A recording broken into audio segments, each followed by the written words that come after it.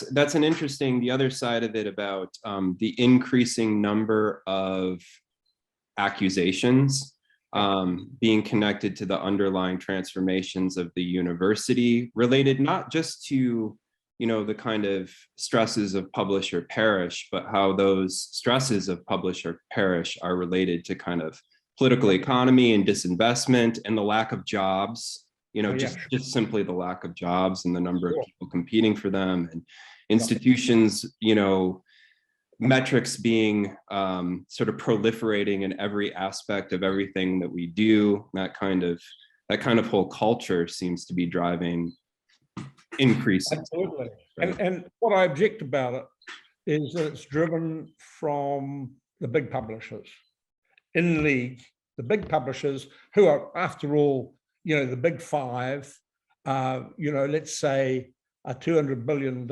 industry. They're in bed with the ratings agencies and also neoliberal universities. So that's a pretty difficult group or lobby to kind of to change. You know, they are pushing everything.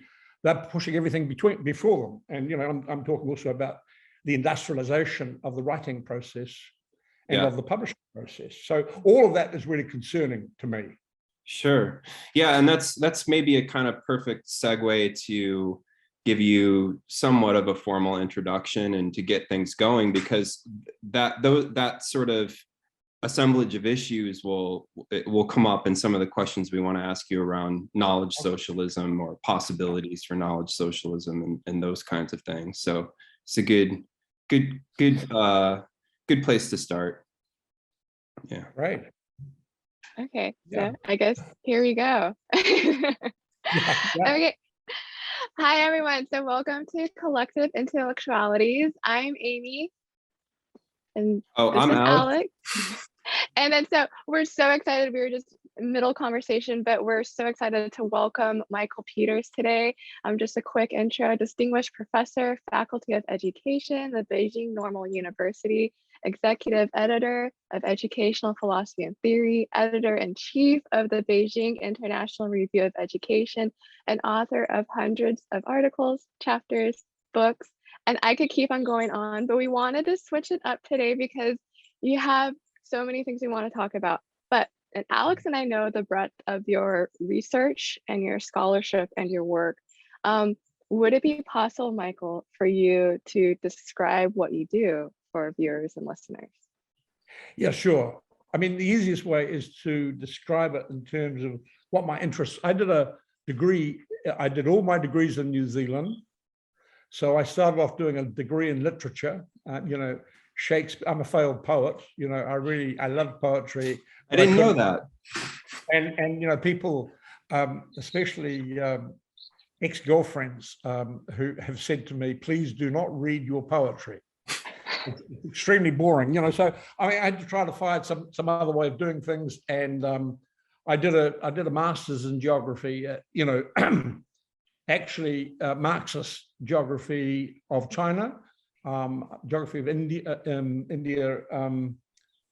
of Japan. So a lot of Asian geography and Marxist geography, really.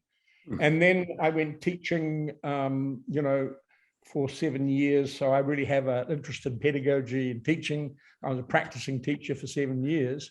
And then while I was teaching, I went back and did a BSc in philosophy of science at Canterbury University. And that's where Karl Popper spent, you know, his years from 37 to 43. He wrote The Open Society and its enemies down there. And, you know, that's a big deal because Canterbury, a small regional university, well, not regional, but yeah, it's an international university in New Zealand, you know, really offered Karl Popper the first philosophy post. And he took it, but he was really not very happy because they didn't really recognize his thought. And he had published the Logic of Scientific Discovery back in Germany, I think in 1932, or maybe even earlier. and he came to New Zealand in 1937. He was a German escapee Jew. And this was he considered to be his war effort. So I mean, I did that BSc there in philosophy of science, looking at Popper and Kuhn, and then of course Wittgenstein as well. And then I went on to do a master's and PhD on Wittgenstein, and he really is a defining person in my scholarly outlook, and in particular, I really like to see him as a counter-Enlightenment Austrian philosopher who has a place in continental philosophy, which connects him to, in particular, to Nietzsche and also to Heidegger, and therefore is an alternative basis for thinking about post-structuralist kinds of arguments. So I think, when you call Derrida the French Wittgenstein, I mean, I think that's probably, quite a generous remark, but it's probably true because, I like to see Wittgenstein. I mean, he was there, of course, he was at Cambridge under Russell for a couple of years, writing his work, Tractatus, and then he went back there in 1939 and stayed there until the end of his life. But really, he came out of Vienna, fin de siècle Vienna. So, Freud analyzed his sister. He was there. He used to have Mahler and others to the Wittgenstein mansion. So, they had a link with Nietzsche and Freud, and of course to the Austrian economic school and to a whole range of continental influences. That if you regard Wittgenstein as a Cambridge philosopher, then you can't make sense of all of that. And of course, also what's important here, I've been doing some work on this, is the role of mysticism in German romantic thought and its influence on Wittgenstein's, particularly his Tractatus, but also later work. So you really can't make sense of Wittgenstein if you see him just as a Cambridge philosopher. So, and that have really defined my interest, because I've spent the latter part of my career really trying to expound the links between Wittgenstein and a variety of other continental philosophers. Mm-hmm.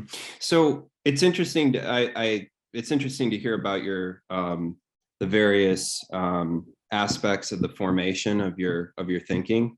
It's interesting to hear about the Marxist geography, which, I mean, it seemed like that was something that sort of really emerges in the 1970s and in the United States, right? So it's interesting to hear about that traveling to where and finding you. But it also is interesting to connect up with the interest you have in post-structuralism, because and science, because so much of your work has been around kind of reading. I guess it's fair to say Marx, engaging with Marxism, but also wanting to kind of problematize it and expand it through engagements with post-structuralism. And then, of course, all of the work you've done in sort of science and technology. But the question I guess I want to ask is how so we have these different areas of intellectual engagement. How was it that you came to education then, out of philosophy? Why was it that you directed your focus and your research and your career to education and educational issues? Well, I grew up in the welfare state in New Zealand. I was born in 1948, and the reason that I could go to university was because the New Zealand government supported me, and they recruited me as a teacher then, and they gave me money to go to university, and I thought that was fantastic. Well, I couldn't believe people paying me to go to university, and they did, for 4 years, right? And then part of my obligation was to go teaching, which I did. And I taught in 3 schools, secondary schools, and one as a head of department of geography, young head of department. I couldn't believe that people were paying me in those days. They were paying me a salary to do something which I just thought was a fantastic thing to be involved in. I couldn't believe that they were giving me money for really enjoying myself. And I, then I think I read Schooling as a Subversive Activity and Pedagogy of the Oppressed when I was a teacher. And that kind of turned me, I completed this BSc in Philosophy of Science, which I really enjoyed. And I was doing my master's in the philosophy department at Auckland, and they hated what I did. I was doing work on the later Wittgenstein at a point when majority of people in the Auckland department didn't think that later Wittgenstein was a philosophical topic. They considered early Wittgenstein, yeah, a philosopher, later Wittgenstein, no, and not worthy of investigation.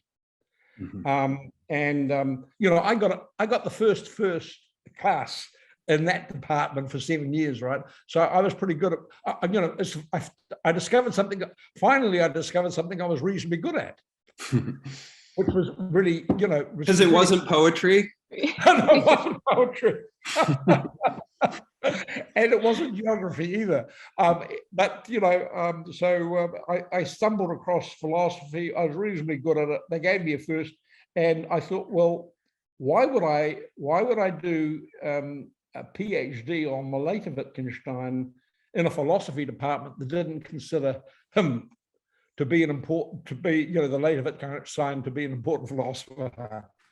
So I did a paper in the master, one in politics, one in education, and the guy in education, Jim Marshall, became my supervisor. I really enjoyed working with him. We published a couple of papers together when we were at master's level. Jim hadn't come across Wittgenstein at that point, but he was a quick learner, and then we went on to author, I think, some books on Wittgenstein with a group of people like Paul Smyers from Belgium, Nick Baboulis from the US, Jeff Stickney from Boise, Paul Standish from the Institute. There are quite a few people involved, but we had a great time, reading groups and that sort of thing. So I decided, given the antipathy of the philosophy department to Wittgenstein, I would marry my interests in philosophy and education. But I'd never heard of philosophy of education at that point. And also, I wasn't, if I'm being truthful, particularly impressed. But I like the radical Marxists. I like Paulo Freire's work, and a lot of other people. D. School, Illich, I thought was totally brilliant. And I really liked, Paul Postman and so on.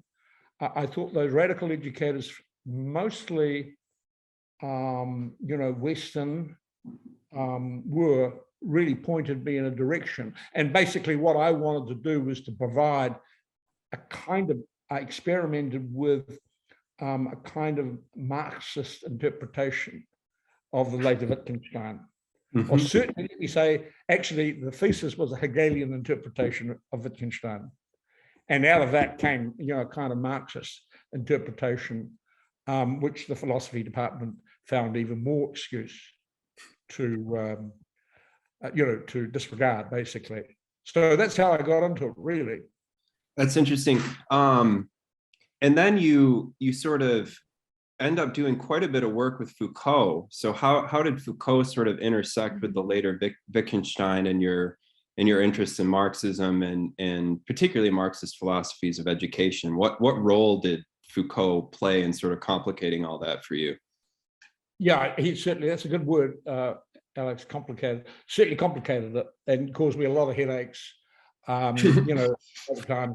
But I tell you, I've got to say, when I was working at Auckland doing PhD, Henry Giroux, Peter McLaren, and Joe Kinchlow used, particularly the former two, used to send me copies of their latest papers. We hadn't met, but they sent me a whole lot of stuff, which was really useful. And, one day, so I was kind of conscientized in a certain direction, I guess. One day I was walking, walking around the library, and I came across Jean-Francois Lyotard, his postmodern tradition. Yeah. And here was a French interpretation of Wittgenstein, as the basis for what he called the postmodern condition. And I thought, holy hell, this is not a scholarly observation of Wittgenstein, but it's using Wittgensteinian ideas and referring to him, and it was a French interpretation. And I thought, when he started talking about the logic of performativity and the direction of kind of capitalism and neoliberal capitalism, I was also the head of the union in New Zealand pretty soon after I finished my PhD of the professorial union. And, New Zealand was a pretty crude example of neoliberalism. People said it was a form of Thatcherism speeded up, and taken to its logical conclusion. So it was kind of that constellation that put me in touch with the French thinkers, but particularly Jean-Francois Lyotard. And then Lyotard, of course, who I corresponded with in writing a book called The Postmodern Condition, which was an edited collection. And I wrote to him, and he wrote in longhand in French. I asked him to write a foreword, which he did very graciously, and I don't know whether he was making a joke or not, but because he'd written on a whole range of very complex subjects. But anyway, I found his approach a very humble one, and also a very understanding one. So that really turned me on as well. And from Lyotard, I read, of course, Foucault for the first time, and Deleuze. I was very keen on Guattari, and ended up reading a lot of his work, especially his early work before he met Deleuze. And I read, I also, I had written on German critical theory in my thesis. So I was very aware of Karl Otto Apfel's hermeneutical kind of movement, and Gadamer, and of course Habermas, whom had a big following in New Zealand. But so that was kind of my route to Foucault. And then, of course, I was also reading Bourdieu, and I guess I'm a Francophile.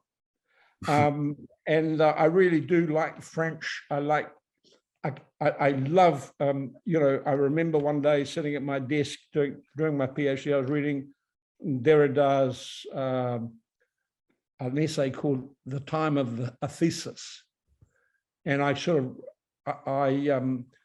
had to put my brain, I had to put my head down on the desk, and I went to sleep. And while I was sleeping, I dreamed of a way of approaching Derrida as kind of poetry. And when I woke up and I read the essay, and bang, everything else thereafter that I read of Derrida, I found quite straightforward. And I had the good fortune to meet him when he came out to New Zealand in 1999, I think. Came to New Zealand, gave a lecture called The Unforgivable, I think, The Unconditional University. And I gave a paper on him in his presence. He was standing there, which was rather intimidating for a sort of young guy.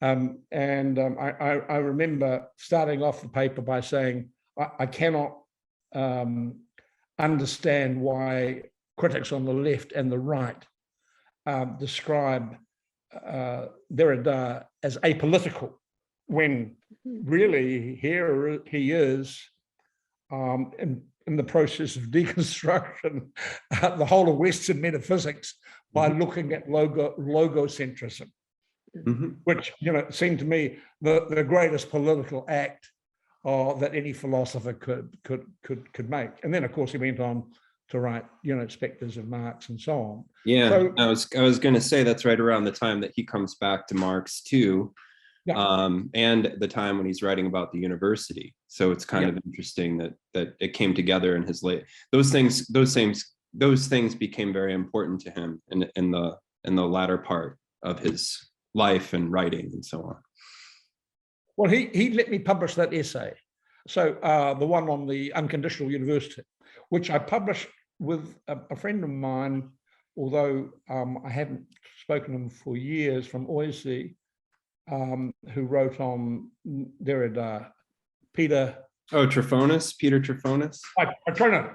Tryphonas. Yeah. Yeah, we did a book together in which that Derrida's essay, it's called Tasks for the New Humanities, something like that, going back quite a way. But, you know, Peter was doing great things at that point. And I think, you know, some things got in the way and he kind of, you know, lost his way a bit. And, you know, I think he's coming back, you know, but, you know, as, you know, people are human beings, they have lives and things happen, you know. Yeah, Peter was sort of, I don't know him personally. He was sort of in my orbit because I spent my time in Toronto, right, at Oise. So I have friends, friends who know him pretty well. So by way of transitioning just a little bit, we wanted to. So this has been really interesting to talk about sort of your intellectual formation and that early work from the 90s you guys were doing in New Zealand was actually influential on me. When the way in which you were using Foucault and writing about neoliberalism, that was quite useful for me as an early doctoral student. I just wanted to mention that. But in terms of sort of educational philosophy and theory today in this historical context, when I was driving my kids to school this morning, there was some news from New Zealand about anti-vaxxers chasing the prime minister.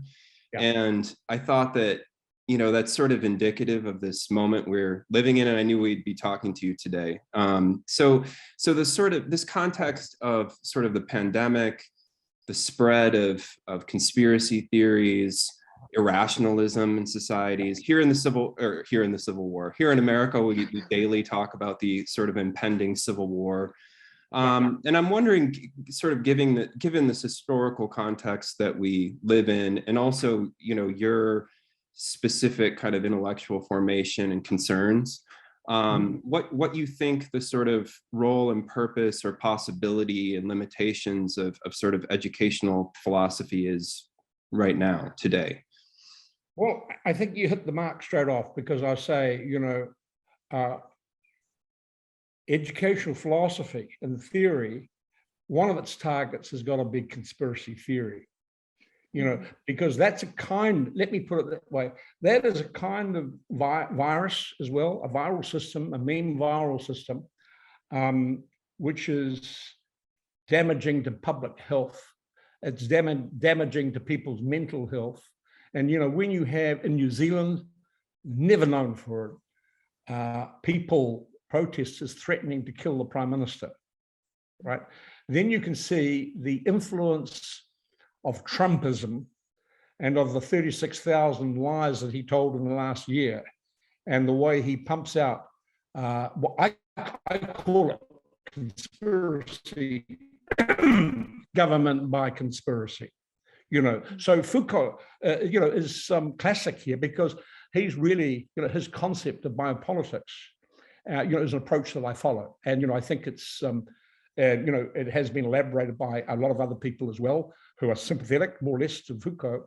I think that's a fundamental approach. And I think that, you know, for educational philosophy could do a lot worse than to embrace a biopolitical approach to pandemic, to big pharma, to, you know, big pharma capitalism, to the conspiracy through which the far right, who are now in power, are trying to govern, and, you know, to govern through fear, through anxiety, through violence. by activating a kind of fascist personality. So, you know, I mean, you know, that's the problematic. And I think that approach from biopolitics, particularly focusing on the immuno state, but also on conspiracy. You know, this is the thing about conspiracy. You can't change it by providing facts, by facts. You know, you can't change it by argument. So, you know, educationally, it presents you with a problem. How do you deal with it? And particularly, how do you deal with it in class when there's a whole lot of stuff going on in the heads of young students, you know, who are exposed to these conspiracies, either, you know, from their own families and religion. You know, I'm thinking about evangelical Christianity, who thinks that, you know, the God has visited this pandemic on us because we are sinful. You know, that's a big deal for young kids to deal with. And I think that, you know, educational philosophy's got to be able to free that up in some way. Now, I don't think it's, you know, primarily an epistemological project, but it is a political one. So could you talk a little bit about how a biopolitical analytics and understanding can help open up? So, I mean, what I'm hearing a little bit is, on one hand, biopolitics is being useful for understanding this constellation of, I think you said, sort of big pharma and conspiracy and the far right. It opens up a set of metaphors and ways of thinking that draw links together between these perhaps seemingly disparate things. But then linking it to sort of classroom and more practical aspects of dealing with the cultural war context in the classroom. How does it become sort of useful there? I'm curious. Well, you know, I mean, in the United States at the moment, some states have passed legislation against critical race theory. I was going to mention that too. Yeah, right, you know, so especially you can't even talk about systemic racism. Right. Passing that legislation too. Absolutely, you know, and this is what do you say? Well, let me provide a broadside here, because, you know, we're talking about white supremacist far right thinkers who are trying to ban critical race theory because, well, and they're trying to do voter suppression, and they're trying to change voting laws, and they're trying to stop from blacks from protecting themselves or from mass voting, because, you know, the black lobby, you know, the black electorate really turfed, you know, were largely responsible for turfing, you know, Trump out of power. They know that's a political force that they've got to neutralize. Now, in my view, you know, the biopolitical approach here shows how important historically eugenics and white supremacism is. It's a biological sort of kind of entity, and, you know, and biological, and I say biological politics is involved here very strongly. I want to relate that back to genocide and to the history of the 20th century. And I think that's a very powerful thing on which to extemporize in terms of biopolitical approach. But also, you've got to say, when you go to look at the literature in viral theory, you know, on the one hand, you kind of have a view which is based on the individualist approach to the cell, to the cellular organism.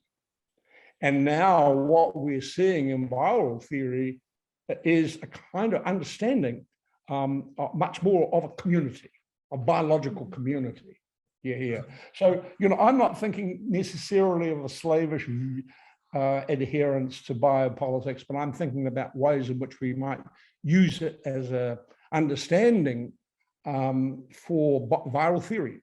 and for, let's say not only viral theory, because if you go into the literature and you see the kind of changes of approaches from a kind of Western individualist self concept of the cell to something which is kind of like broader, much broader in terms of community, then you also have the trope that now we see, being acted out in the nation state, with people who are willing to see that vaccination is not only a self-protective but a protection for others, and the anti-vaxxers are those people who still selfishly want to insist on it, individual rights, or particularly individual concepts of freedom, and they seem to have difficulty grasping the argument, the community argument, which is part of biopolitics. But it's actually it's just a different form of community. It's an exclusionary community, which is based on contestations over the nation and the state and who belongs and who doesn't. And that to me goes back to eugenics and fascist movements, and particularly fascist nationalisms, which are really at stake in these educational conversations about critical race theory. It's a forced assimilation to particular cultural ideas about the nation and who belongs, and it's very much rooted in biology. I mean, these right wingers don't want to think or at least admit that they think that way, but it's very clear that that's part of it. And then on the other side, you have, like you were saying, the sense that I get vaccinated not just for myself, but to protect others as well. Another side that wants to at least try and retain some sense of solidarity in a society where everything is collapsed into the private, where the social itself has really become, collapsed into the private in so many different ways because of the neoliberal transformations and so on. So that's very interesting. I'm still wondering at the level of like sort of the classroom, how is it a matter of having these conversations and building these forms of analyses into conversations, or is it more like teachers being aware themselves of these, becoming better aware of how these formations are operating in the context they're in, so that they can navigate the tensions with sort of a sense of expertise, or what? I'm curious. Yeah, in the classroom, I mean, I think we need to have a nuanced educational philosophy towards concepts of complexity and ecological systems. And at one level, that is biological. And we need to know something about ecological collapse of ecosystems per se that can be affected, by global warming, the relationship between global warming on the one hand and pandemics on the other, the way in which the Amazon is being cut down, the notion of the wild and the natural is being encroached upon, a whole bunch of kind of elements there. And so there's a curriculum based around ecological concepts, such as ecological, collapse, resilience, non-linearity. There's a whole bunch of concepts there, but I think one of the major ones is the relationship between stability on the one hand and complexity on the other, and how you understand that. Now, I think it's a huge topic, but I think there is a kind of curriculum, let me say, which is sensitive to the not just maintenance and protection of ecosystems locally. What I call it a critical eco-regionalism, because the students themselves have got to be involved in understanding their own local ecosystems. And that means at the viral level as well, because here in New Zealand, we saw the first form of colonization here was the importation of old world pathogens that killed Māori in huge numbers by the beginning of the 1900s. They were seen as a dying race. But that was all done at the level of the micro, the old world pathogens were brought in, and it just, smallpox and, measles and influenza just kind of bowled them over, killed them in large numbers. And, the other thing, of course, is the other part of imperialism, which you can see in terms of biological analogy, I think, is the way that Western imperialism and Western neoliberalism have attacked, so many countries from Vietnam, Libya, Yemen, now Syria and so on, where the biological now is the mass human migration with, 50 million people, permanent refugees, migrants moving from one part of, the Middle East and North Africa into Europe. This is also one needs to understand by, migration, and, this kind of logic of mass human migration is part of that same model. Okay, so I think that we're addressing a lot of very large and complex processes, from the classroom to the global reality. And I'm wondering if we could integrate a bit into this conversation your work in knowledge socialism. If perhaps you could talk a little bit about that. And then we're also quite curious how these larger sort of structural cultural processes present different forms of sort of tensions and challenges to that project. Yeah, I'll leave it there. Yeah. Okay, so knowledge socialism, I spend a lot of time looking at question knowledge economy. And, I started a journal called Policy Futures in Education in about 2003 in Glasgow when I was there. And really the agenda for that journal was to look at the critique of knowledge economy, particularly the Marxist critique of knowledge economy.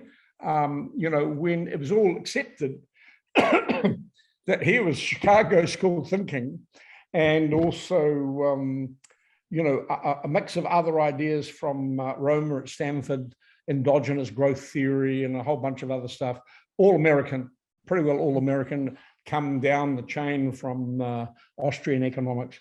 And really, there's no effective kind of, it was institutionalized by OECD, World Bank, in the 90s. And it became, part of so-called Western common sense. My aim really was to critique it through a Marxist, critique of capital. That only went so far, because it seemed to me that also now we were facing a new kind of phenomena in neoliberal capitalism, which we call, under globalization, we'd say financialization, the financial model, financialization of everything, financialization of education, which included the privatization, but also, the massive $1.5 trillion US loan scheme and student debt. Here we saw a view of financialization taking place, a big deal. And also, let me say, a questioning of the key assumption of traditional political economy, Marxist radical political economy, the concept of labor. What happened to the concept of labor here? And when you introduce AI, deep learning, these sophisticated cybernetic networks and so on, and you have AI and robotization and so on, the old industrial concept of labor and style of politics goes out the window. So, that's what I was focusing on. And it seemed to me that knowledge socialism was a model that was already existent and working. Forms of collaboration, collegiality, based on the central importance for knowledge production of peer production. And that peer production for me went back to the beginning, the heart of modern science, where then the science journals began to accept peer review. I still think it's a really strong feature. and it's a generative feature for knowledge socialism. So it came as no surprise, but I was mightily impressed when Europe Science, which provides €9 billion funding, decided to embark on Plan S, which was to make access to all scientific journals public, using public money, open to everyone. So I thought that was quite a good step. And then I thought, we've got forms of collective intelligence. And I really followed the work of the French theorist of, had his chair in collective intelligence. And I really liked Yochai Benkler's work at the beginning. And I really now see that here is an alternative mode, existing mode, that exists in overlap and nestled in, in these new apps and so on, becoming adopted by, places like in China and so on. So that prompted me to not only theorize that, but trying to do with educational philosophy and theory. We do a lot of, the notion of collective writing. So, collective writing here is, you go into those pages, you see like masses of articles now that are not individual products, they're collective, and they include a lot of people. And so, by really beginning to reform the industrial genres of the journal that are mandated by the big publishers, I think we have a chance of beginning to, develop alternative kind of arrangement. And when did you start with because you mentioned collective writing, and that's something that's definitely been showing up a lot in educational philosophy and theory. When did you start doing that, I guess, or when did you introduce that? Well, what I wanted to do was to work with the PISA executive. And so I got them as my group, who were prepared to experiment with this form. And, and I think back in 2017, we wrote a paper called a philosophy towards a philosophy of academic publishing, where the collective writing was part of it, but also open peer review. So we started changing some of the practices, and we quickly came up against publishers, who said, well, we're not sure whether you can do this or not, so that worked very well. And other people picked up on it quite quickly, and they realized that the collective article where somebody writes a 500-word piece, if it's if the architecture is there and it's well structured, then, probably writing 500 words, somebody can do that before breakfast. And they can have it considered, it's a different kind of genre. And and I had a lot of people who were really interested in experimenting with it with me, and they've gone off on their own and done their own thing now. So I'm kind of like, I'm really pleased that we have managed to reform that genre, because the academic article is immensely dull, and very, very, it's, I think there don't seem to be any innovation gains to the big companies in trying to change it. The innovation has to come from the academics themselves. They keep making the money. They make huge amounts of money from academics who are a form of slave labor, really. So I want to kind of try and change that. So it can, knowledge socialism has a theoretical dimension, but it also has a practical dimension to it. And trying to work through what those new practices should be has been kind of like quite an interesting kind of pastime. many questions I want to ask right now, so I'm going to try to fold them into one, which is usually not a good idea. Sure. But yeah, so knowledge socialism sort of emerging out of this engagement with post-industrial economy, knowledge economy, and then Marxist and post-Marxist thinkers on the general intellect, looking at back even to Daniel Bell, looking at how knowledge is quickly becoming a key source of valorization and a commodity. And so working with these big academic journals and producing knowledge within that architecture, we're aware that this is a commodification of knowledge, even though simultaneously it has potentials in the world and in thought and so on. So one question is sort of like, how do you navigate those tensions in your theory of academic publishing and knowledge socialism and the work that you're doing? But also to bring it back to this notion of ecology too, I've been reading about cybernetics, and to bring it back to Lyotard, in some of this. This industrial process of academic production is also in some ways a cybernetic process, performativity, optimization, all of these things.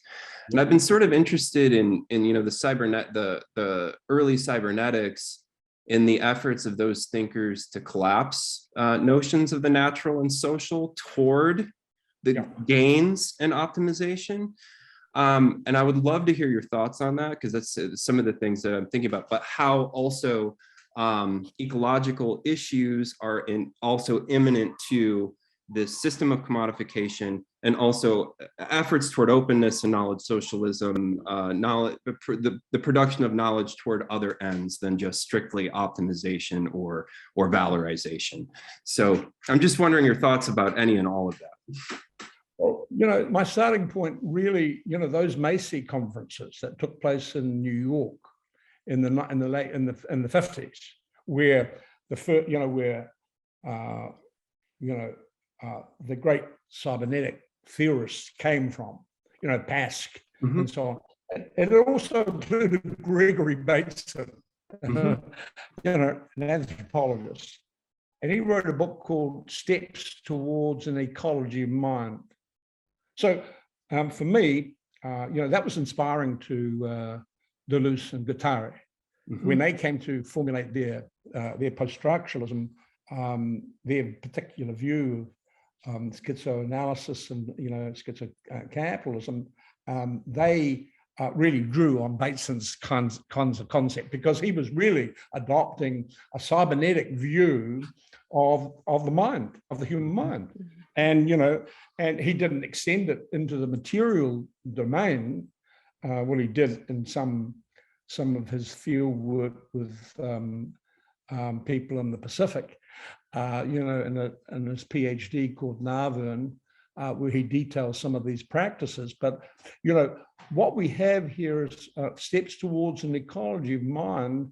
Is a cybernetic but also therapeutic kind of appreciation of knowledge anxiety, of anxieties to do with sometimes double loop learning through that here is an informational model that he presented of schizophrenia, where they were receiving paradoxical remarks at one level, and I think that R.D. Lang picked up on that as well. You wanted to point the finger no longer at the schizophrenic, so-called labeled, but at the dysfunctional family, and we considered the family as an information system. So let's put it this way.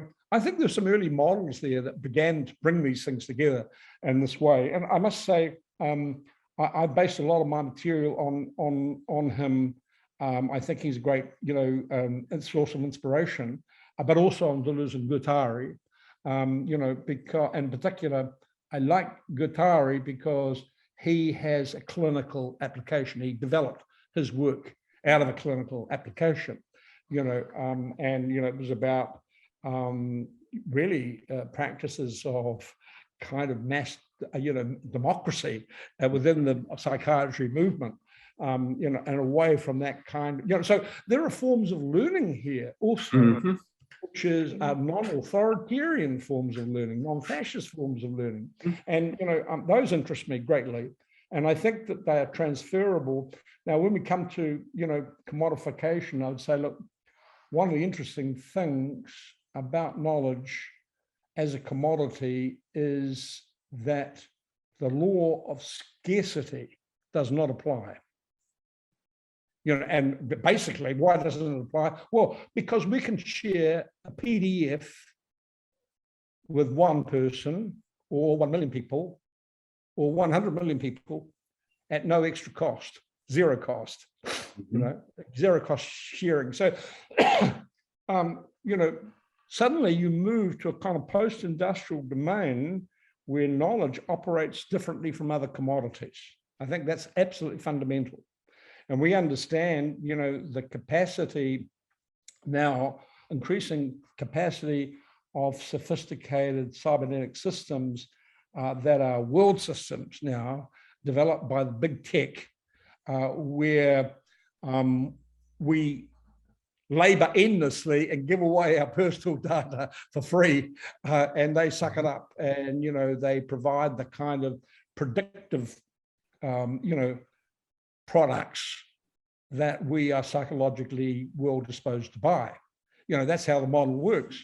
And there are an endless number of people who pointed this out, but I think within that mix there's possibilities for open access, but also not only open access, but open science. I call open philosophy as well.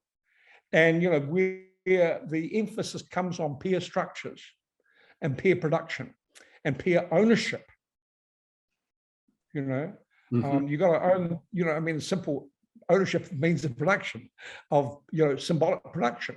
Kind of important here, particularly when you're talking about journals, and even at the level of a journal, that becomes extremely important. So, what are my roles in educational philosophy and theory? And, I'm retiring out of there, because I've been there 25 years. It's time for me to move on and for other people to have a go at doing it, And so, I'm on record as saying, 2 years and I'm out of it, and you guys, it's better for me to just walk away and for you guys to have a go at doing it. But it does require quite a lot of time. You can't do it in one democratically elected year or two.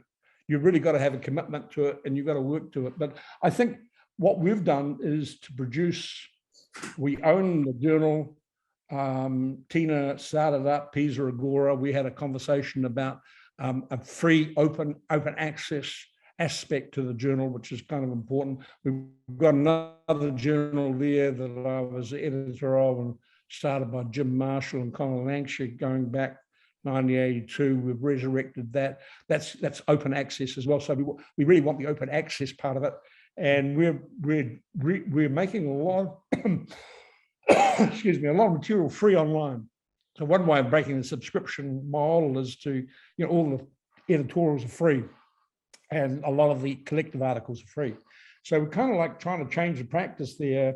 And I think there are possibilities there. I think we need to talk about different forms of commodification also, because, the difference between a Walt Disney kind of rendition of Pocahontas and, a kind of indigenous, a paper about indigeneity that is published in a journal for which somebody has to pay a subscription.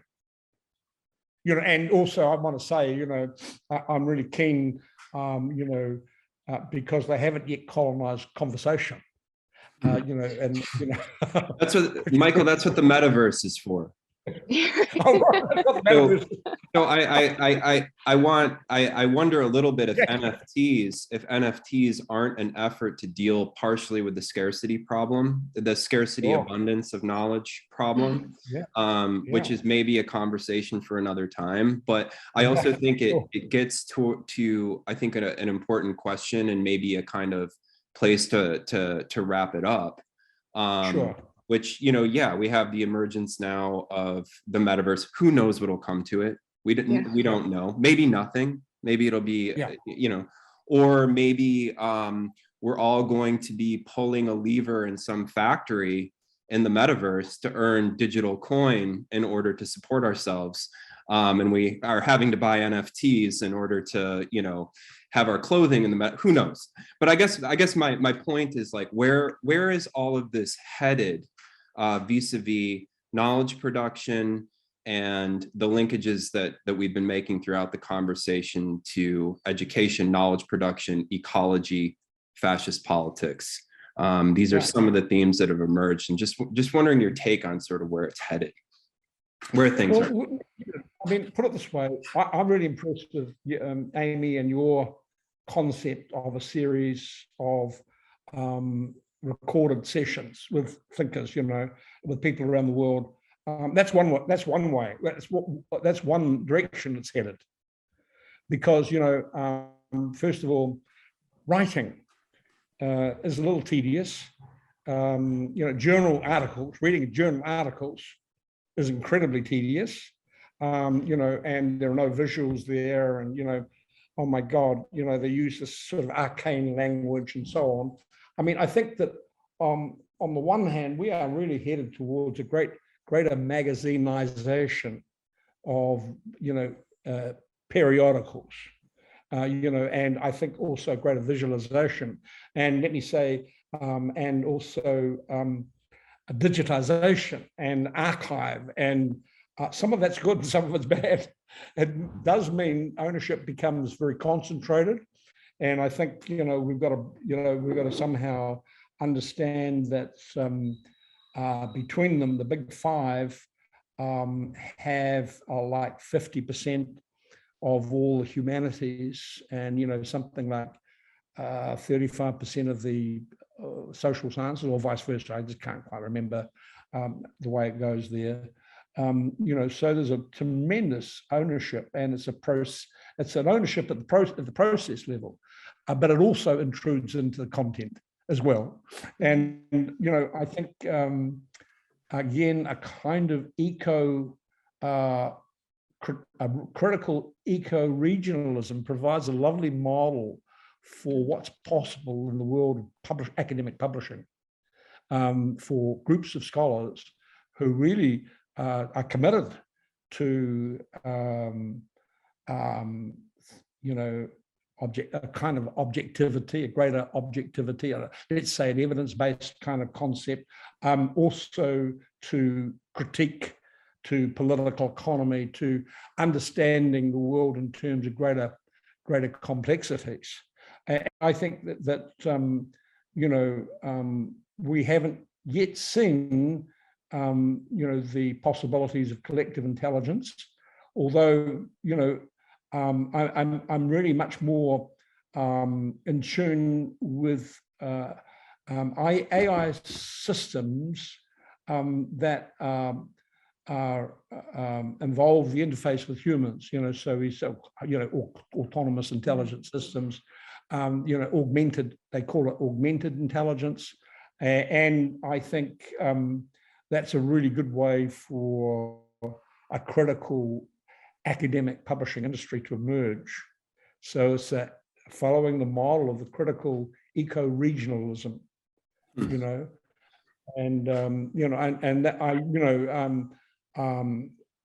I think that we've had some partial success with EPAT and with the other, we're developing a kind of ecological model of academic publishing, and we were really pleased that you and Amy should be part of that. So, I think you've done brilliantly on this, but may I end up with a congratulations to both on doing that, and, being prepared to do it as well. So, it's fantastic. It's always good to compliment the hosts. That's always good strategy. Exactly.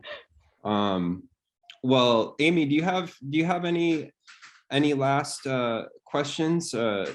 This has been lovely to talk to you today. Yeah, no, it's been lovely. I just wanted to say, to return that gratitude to you, Michael, and to everyone at EPAT for creating the possibility for that kind of ecology to exist.